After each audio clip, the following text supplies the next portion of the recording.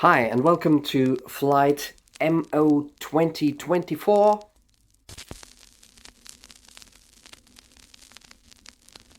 I'm talking about albums to get into the studio discography of Mike Oldfield here.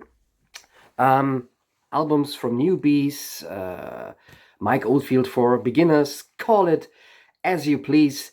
This is the series Getting Into, where I pick usually 5 albums from artists with a bigger discography to sort of suggest an overview, a little introduction selection to find out whether this artist might be your cup of tea and if you'd like to get deeper into the artist's or band's discography. I've already talked about Mike Oldfield on this channel a little bit. I did an episode in my tape memories.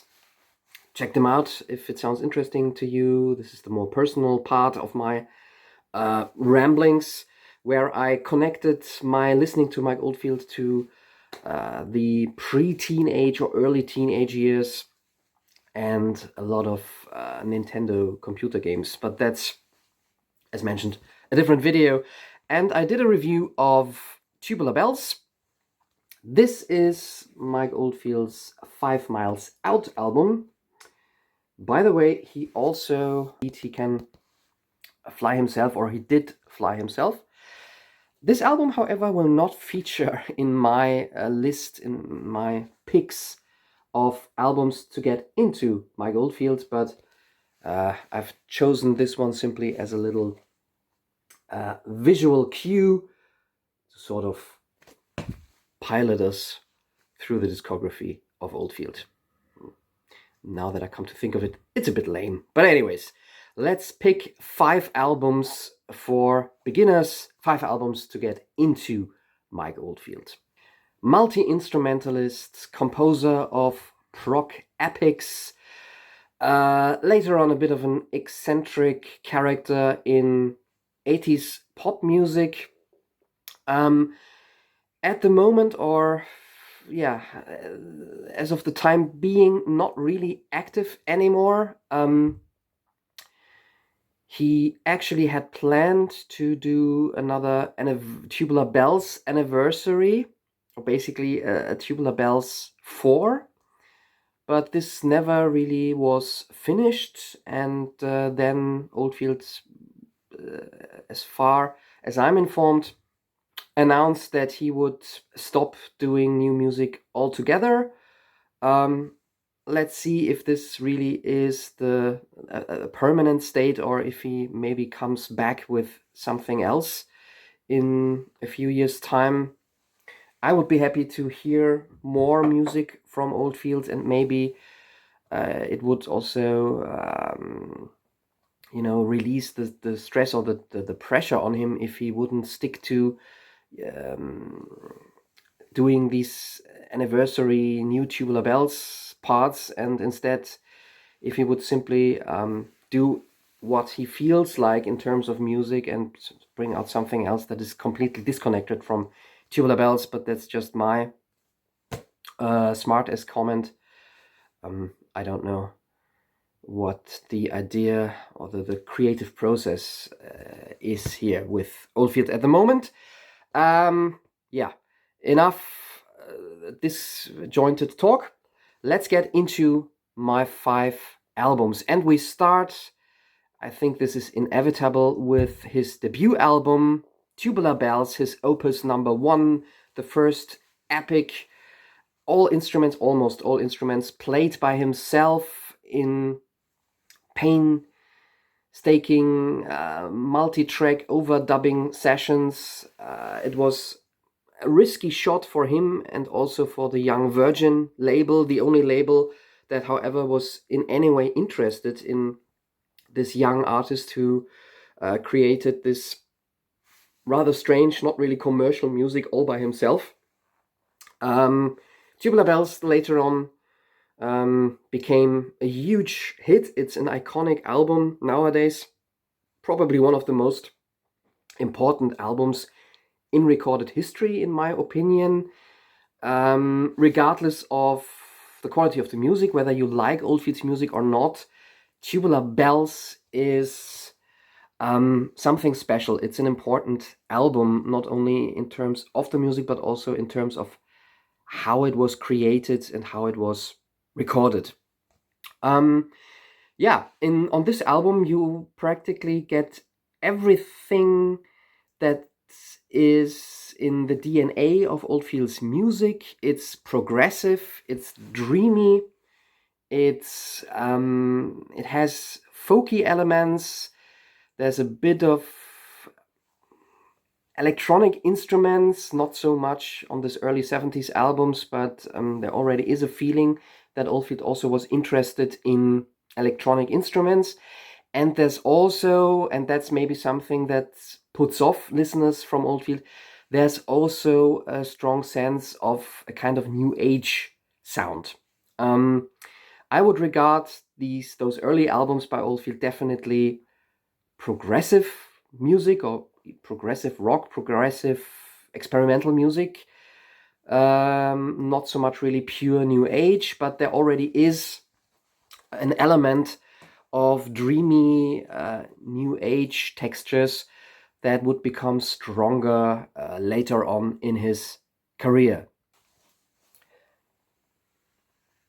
Let's fly on to my pick number 2, and that is his third album. It's called Omadon, and it was released, I hope I'm not mistaken, in 1975. I didn't double check before I record this. His third album, another full-length epic, so it consists simply of 2 parts that fill an entire album, plus a little ditty at the end that is an individual track. The first time Oldfield really sang himself on an album, and the first time that he put something on an album that can be considered an individual little song, actually. Omadon pretty much follows the formula established by Tubular Bells and also his second album, Hergest Ridge, but maybe is even a bit richer in textures and in musicality. It's maybe his most folk-influenced album. There is a strong thread of Irish folk, Scottish folk, or Celtic elements in the music, paired with, at times, African drumming, something that would later on be considered world music. This was not a term in the 70s. And overall, again, Oldfield really creates his own musical landscape, his own musical world. It's very evocative music, at least to me. I always refer to Oldfield's early epics as, cinema for your mind, or a musical journey, really a musical cinematic experience. He recorded again most of this by himself, but he got some help by an African drum group that came in to play on what is probably the climax of the entire album, namely the end of part 1, where the music gets really dynamic and dramatic. Maybe one of the best moments in Oldfield's entire discography. And in part 2, on side 2, there's a passage that I love a lot, where Scottish bagpipes, or I think to be more precise, it's the correct term is Julian pipes, I think, come in, played by a guest musician. And that's just a gorgeous, folky melody, a haunting melody. It's beautiful, and at the same time, there's a bit of sadness in that passage. And from my description of the music on this album, you probably already guessed that, the music goes through a lot of different parts and different moods and dynamics. Oldfield recorded this piece also in the wake of his mother's death. So this was not an easy time for him. And he often described music also as a way to escape from stress and also mental burdens in real life for him, especially on his first couple of albums.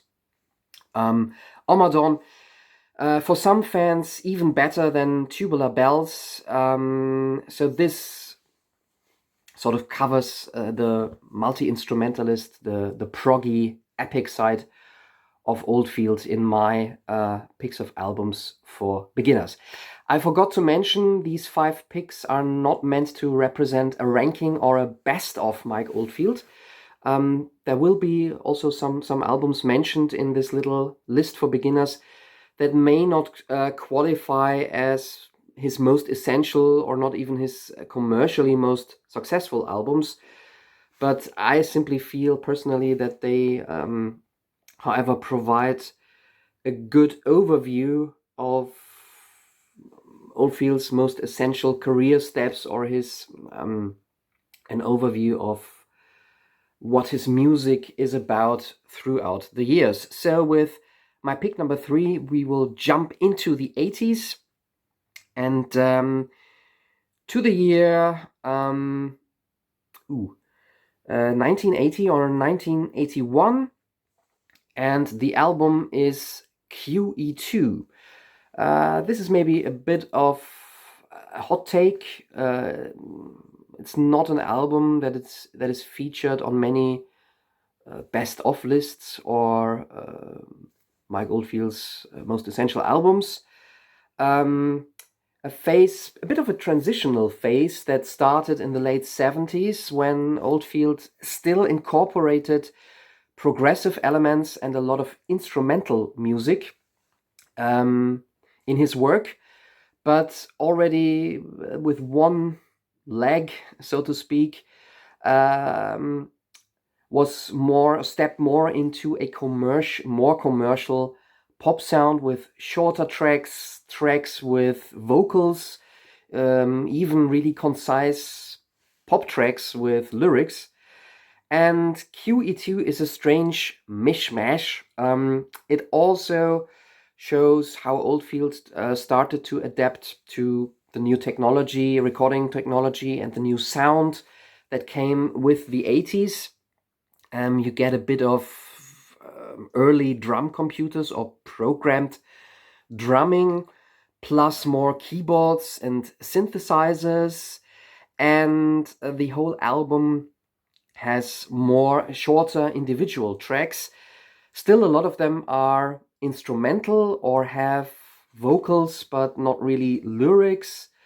They also show Oldfield's preference for female background choirs or female vocals.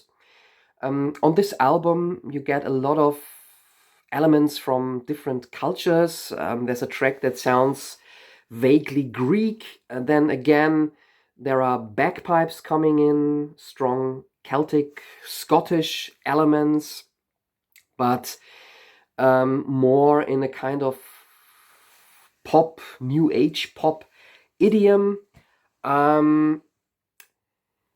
Critics might say that this album shows a bit of a decline in creativity for Oldfield. I always refer to QE2 as music that sounds like the soundtrack for a commercial for a travel agency. QE2, of course, refers to the Queen Elizabeth, a huge ship, and also the music seems to, provide a musical voyage through the world, filtered through Mike Oldfield's distinct style, especially also his style of guitar playing. Depending on whether to your ears this is beautiful, relaxing, progressive pop music or simply kitschy musical wallpaper to be noodling in the background, there are some really beautiful moments on this album. By the way, it features Phil Collins on drums, on some tracks, and also Oldfield's longtime collaborator on vocals, Maggie Riley, who brought the perfect voice for Oldfield's vision of pop music, if you ask me. Some beautiful moments on this album, shorter, catchier individual tracks. Sheba is probably the best known song from this album. It's really catchy in a strange way. The title track is pretty good with a longer bagpipe passage. Again, it depends on whether you like this pairing of Oldfield's guitar sound that sometimes already sounds like Scottish bagpipes and real bagpipes. Celt brings a bit more dynamics, a harder edged sound, and the album closes with a beautiful short instrumental called Molly, which I think is dedicated to his then young daughter. Right, 2 more albums to go. Let's move forward just a few years later in, I hope I'm not wrong in the timeline. So QE2 was 1980, and my next pick is an album called Discovery from, I think, 1983 or 1984. So we are fully in the middle of the 80s here, and Oldfield at this point had almost completely abandoned his progressive roots. Discovery is, with maybe just one exception, a longer instrumental track at the end of the album, is a pure commercial pop rock album, or at least an attempt to do a commercial pop rock album. Oldfield went to the Swiss Alps, to the French part of Switzerland, near the Lake Geneva, where he recorded this album, together with singers Maggie Riley, at that point already Mike Oldfield's trademark vocalist, and a guy called Barry Palmer, plus Simon Phillips on drums. Phillips has played with various artists and dozens of bands during his career. And this album became very successful in Germany, thanks to a couple of very catchy singles that still sounded a little bit exotic in the usual FM landscape of the mid-80s, but as mentioned, were extremely catchy, most of all To France, which I think also opens this album. A beautiful pop rock song with the vocals of Maggie Riley. Tricks of the Light is another mild hit for Oldfield, and a couple of other tracks that really showed that Oldfield wasn't too shabby at writing pop songs. For example, Poison Arrows, or Crystal Gazing. Side 2 then became maybe a little bit weaker, a bit more cheesy, with songs like Saved by the Bell, but this side also featured a longer track, an instrumental, again, not too bad. This one is called The Lake, and I guess it refers to the view Oldfield had on the Lake Geneva during recording sessions. So, yeah, a very different album by Oldfield if you've listened to his earlier material, and usually a very divisive album in his discography. For a lot of fans, the final point where they say, okay, this is where I left Oldfield, because he just tried to dabble in chart success and uninteresting pop music. But for a lot of more casual Oldfield listeners, this is one of the albums with a few songs that they actually know by Oldfield. And I thus conclude with my pick number 5.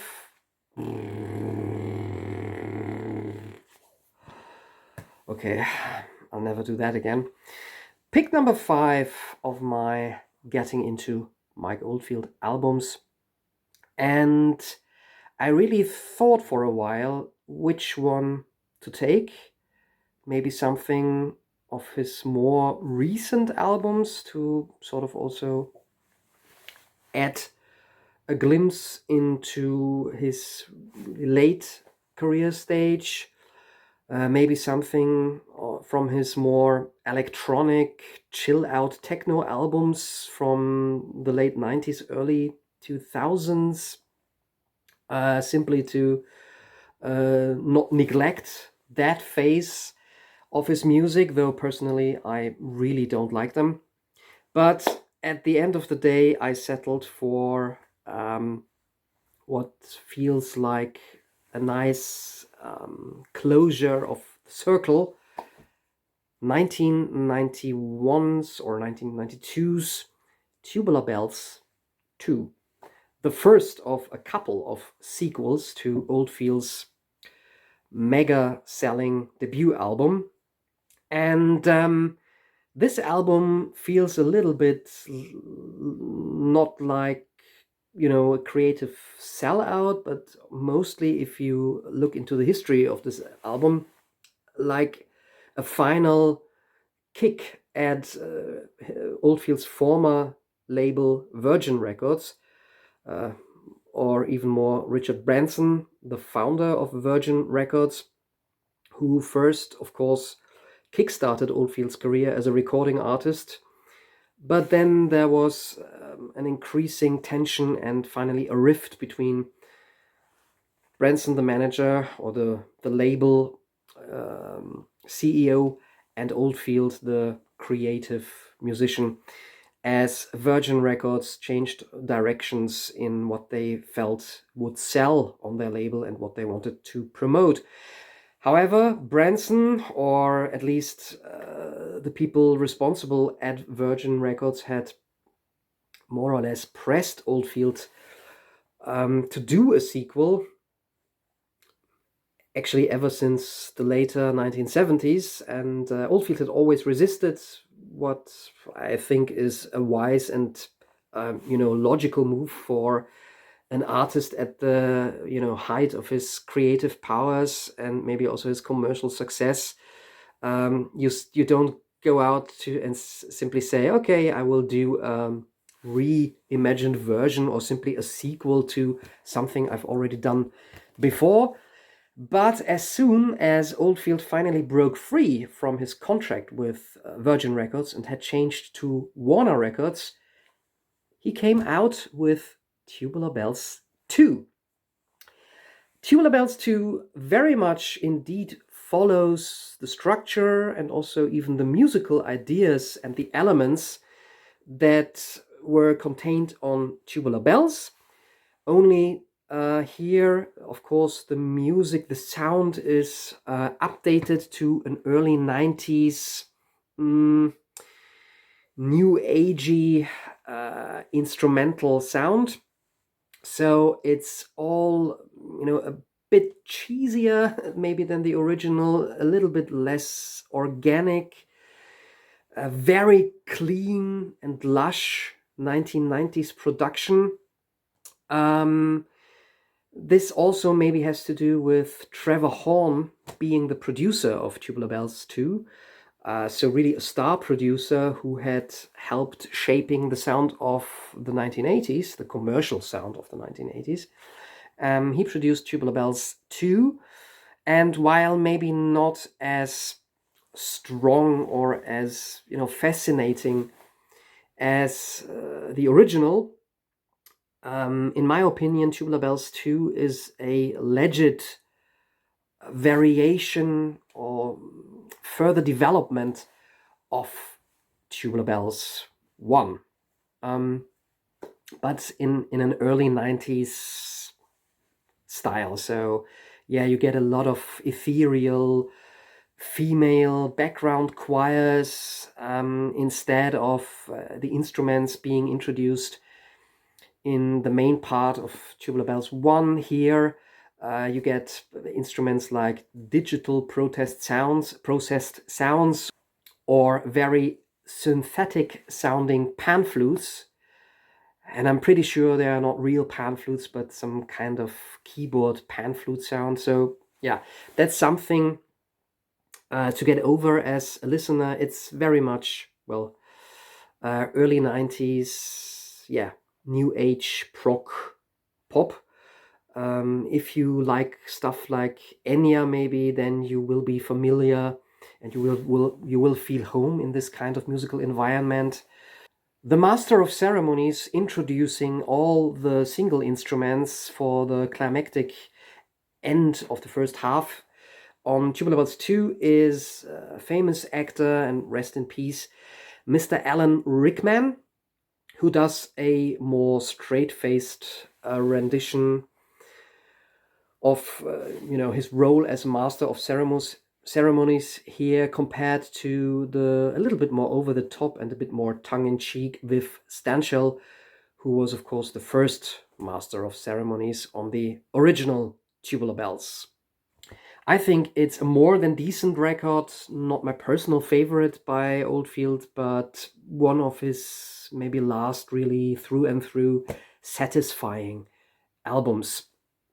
So these are my 5 picks to get into the studio discography of Mike Oldfield.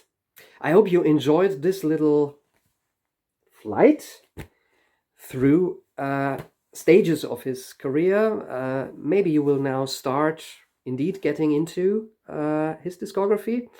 And of course, I'm always curious to find out what your picks would be with the approach of picking albums to introduce Mike Oldfield as a new artist to listeners who have never heard of Mike Oldfield. That's also, by the way, I guess you've already switched off the video now, but this is also one reason why I never include double albums in my Getting Into series.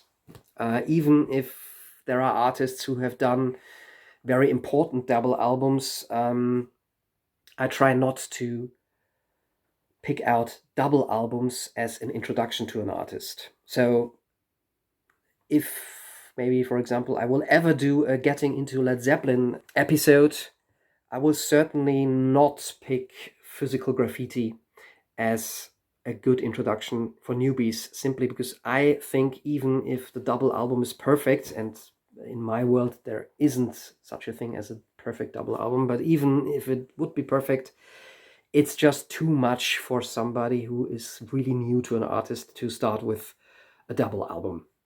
Okay, if you've made it to this point, then maybe add in the comments the phrase breakfast in bed, just to let me know that you managed to get past my killer phrase that usually is the definite sign that the video is over. It's actually pretty silly to ask people to like the video or to subscribe to the channel after you've already started the sentence with thanks for watching or that's it from me. People usually already switch off during half of that sentence and won't get anything else that you might have planned for the end of the video. Not even a nice outro gag, which is something that I sometimes do, but not this time.